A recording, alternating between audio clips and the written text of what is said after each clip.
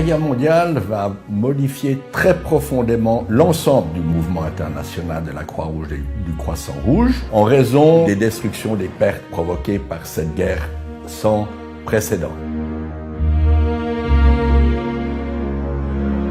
Le premier conflit mondial voit également l'apparition d'autres méthodes de combat, comme l'artillerie aveugle incarnée par la Grosse Bertha, qui tirait à plus de 100 km de distance, ou encore les premiers bombardements aériens. Ça conduira notamment à un usage très large des gaz de combat et ça amènera le CICR à prendre position au début de l'année 1918 avec un appel très solennel auprès des belligérants pour qu'ils renoncent à l'utilisation de gaz de combat.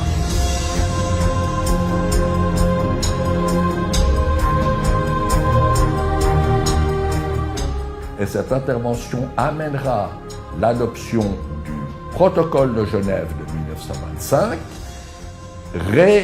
réinstaurant la prohibition des armes chimiques qui avait été prévue déjà par l'une des conventions de La Haye de 1907. Tout comme le soldat blessé, protégé depuis 1863 par le droit international humanitaire, le soldat prisonnier doit être traité avec humanité.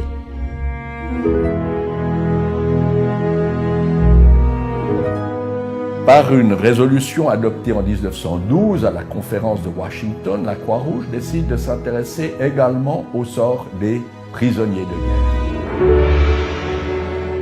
Le CICR annonce l'ouverture de l'Agence internationale des prisonniers de guerre. Donc un bureau qui avait pour objectif de centraliser les informations sur les prisonniers de guerre afin de pouvoir renseigner les familles. À la fin de la guerre, les fichiers de l'agence comporteront quelques 8 millions de fiches, c'est-à-dire autant de renseignements sur des prisonniers français, allemands, britanniques, italiens, etc.